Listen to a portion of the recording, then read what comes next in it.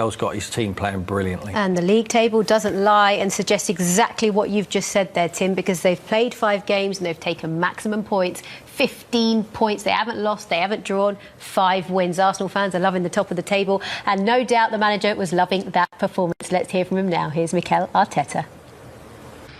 Well, really happy with the results. So tough to win in this league. I think the first half was probably one of the best we've played. We could have scored 3, 4, 5.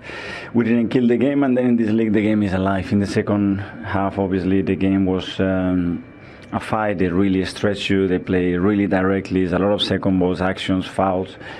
And it became a little bit of a transitional game where you don't finish the actions when you have spaces to attack, and they're going to come at you. And without really allowing anything to them in one corner, we concede the goal. And then it's game on again. But I think the team reacted again incredibly well. Aggressive approach from Aston Villa, had so many chances without scoring. That was over. That now we were going to expect they were going to do something for sure. They were going to change formation or players, and we had to expect a complete different game. We didn't kill it, so we had to keep playing the way we were playing, keep dominating the game, playing our game, and continue to have a lot of discipline, because they have players that they can really hurt you when they have a space. It's the second home game in a row where you've really responded to the opposition scoring. You must be quite proud of the response from your players. Again, I think obviously the reaction that we had push you with the level of belief that we need after a disappointment, which is conceding a goal without really conceding anything in the game. But we carry on. We scored. The crowd again was magnificent, I thought, tonight. So really happy. I have to ask about Martin Odegaard. Came off. How is he? It looked like he may have come off second best to the challenge from John McGinn. Yes, he was in pain. Let's assess him, but he had a little bit of pain obviously after that harsh challenge. These sorts of wins, same as Fulham, where it's gritty, it's attritional, it's physical. These are different kinds of wins that this Arsenal team are putting together. It's a different side to your team. Yeah, it could have been very different tonight, but obviously when the game turns in that way, you have to have the tools, the character, the resilience to respond to that, and I think the team did it again. And it's 5 from 5, a perfect start. How much further do you think you can take this run? Prepare the next one and go to Old Trafford and focusing on the performance, playing well, and the right to win the game. Well done tonight. Thank you. We've worked ever so hard to stay in the game and stay with Arsenal. I think technically they were a level above for the first 45 minutes. We were working really hard and regaining the ball, but we kept, because of our technical level, we kept giving the ball back and giving it away. We never made passages of play to stay with the ball. I thought we improved a lot second half in that area. We had some really interesting breakaways. Douglas obviously provides a bit of magic for us to get back in the game, but again we've conceded 2 goals because we didn't get the detail of defending right in our emergency area. The first goal we don't get out quick enough to the cross, and then obviously it deflects off the goalkeeper. And the second one we back off, we allow people to come on the favoured side, and we let someone get a free shot at the back post. Of course the keeper could have done a bit better for us in that scenario, but he's kept us in the game for large parts as well. So again we lose this game on 2 really big moments, and that's down to defending. Why do you think the detail, as you say, in those moments wasn't there tonight? Well, look, it's on individuals to listen. We talk about this emergency area, this red zone. When teams get in this area, it's important that you remember your detail and your jobs, and one of the jobs is to get out to people really quick and show them down the weak side. We got them 2 fundamentals wrong tonight in both goals. It's the 3rd time this season that you've conceded a goal within 2 minutes of scoring. Is that a problem? Is that something you can fix? Well, it comes down to mentality and focus and leadership on the pitch. We've spoke about it because it's happened before, and we say it's important. You need to focus even more when you've scored, because you can be really vulnerable. I think everyone learns that in this game, certainly when you get to a certain level. I think every coach in the game says when you score, switch on. Make sure you're ready, because you know the team's going to react, and we weren't tonight, and we haven't. That's the 2nd time this season. And it doesn't get any easier with Manchester City next up. What can you do differently? Get the moments right, get the detail right of defending. Everyone knows Manchester City is going to be a really difficult game, but we'll get the players prepared in the best way we can, and moving forward, because at the moment we're struggling to keep a clean sheet, and we need to get back to basics and the detail of defending to get them clean sheets. The run you're on at the moment, do you have any concerns or worries about your future, your position? Of course I do. I'm really honest and self-critical of myself. I'll do my job to the best I can do. I'll step forward, I'll take the responsibility in the best way I can. But if I stood here and said to you that I wasn't concerned, I think you'd look at me as if I was from a different planet. Is that right? Probably. Yeah, there you go. A very honest answer there from Steven Gerrard, and the reason he is worried is because his team are 19th in the table, having won only one game from their opening 5 and lost 4. Tim, are you worried for Gerrard? Well, you have to be on the form what they're in at the moment. They play Man City up next. We know how difficult that's going to be. He needs a result, doesn't he? And he needs it very, very quickly. Yeah, I mean, Stevie's very honest there. I mean, I could tell him it don't pay to be honest as a manager. And ask Scott Parker, you know, he's started to be honest and he lost his job. I think if Stevie tries to be too honest, there'll be someone else and that managerial merry-go-round will be starting. It's already started in the Premier League. Scott's lost his job. Seems like all the British managers are under pressure.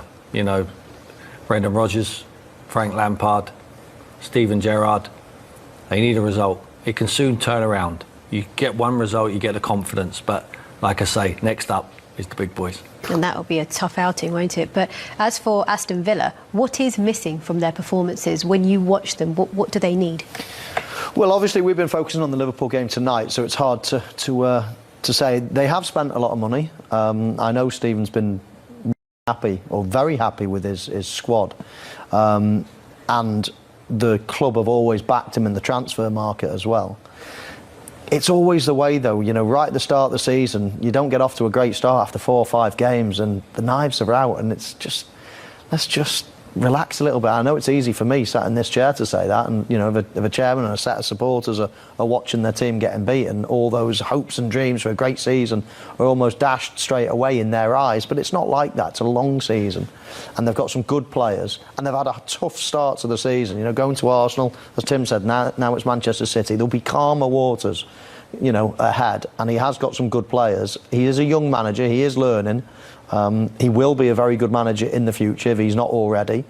So, you know, just a little bit of patience. But no question about it. He's even said there, I'm under pressure. But I think it would be wise for everybody to keep a cool head and just let him do his business. I guess that's the life of a manager, isn't it, Tim? You're always under pressure from the very start. The interesting thing is, as Mo just pointed out, they do have some great individuals in that team. Yeah, it's the balance what he needs to get right. I'm not sure since Stevie's been at the club he knows what his best team is. You know, and they've brought a lot of players in, and I think he's still trying. Is it a 4? Is it a 3 at the back? Who's the best balance in midfield? Is it Danny Ings? He left him out tonight. He plays Watkins up there on his own. Buendia in behind.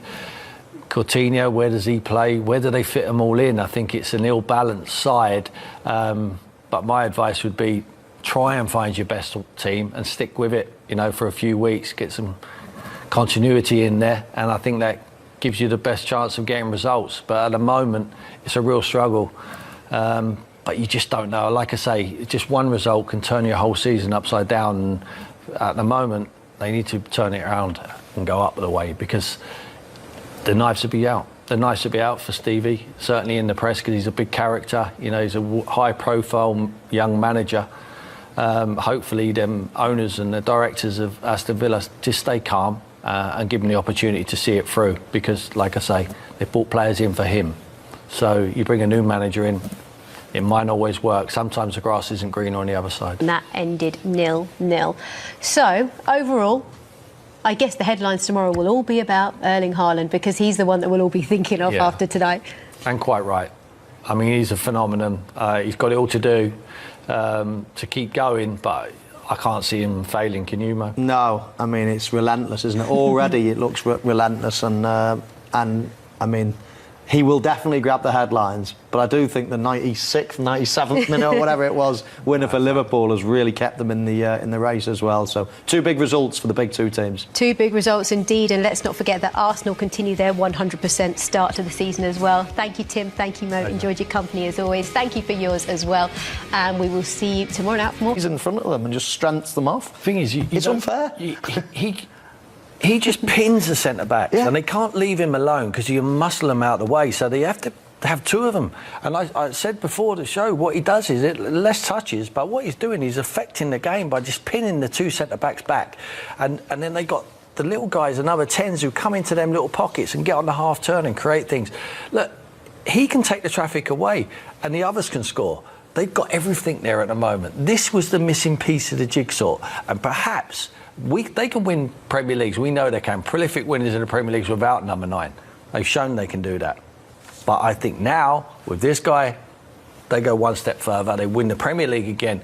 I would stick my neck out now, and I'm not being too risky by saying they are going to win the Premier League.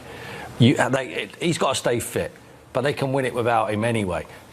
But the one they want? The Champions League. The Champions League is there for him. If he's got a specialist subject, this boy, it's Champions League football. It is, you look at his goal scoring record, it's incredible into him. Easier said than done when you've got so many of them who can play. Because normally, in a team, look at the creativity of Liverpool tonight, for instance. There's not many who can find a pass. There is certainly when Thiago's fit and a few of the others, Jota. But normally, every team's got 4, maybe, in their team. Man City players, everyone can play. Everyone. Centre-backs can play. You know, Kyle Walker can come forward. Cancelo as a full-back. We've seen that. They've just got everything as a package. And now they've got someone who loves putting the ball in the net, even if he's not contributing to the rest of the game.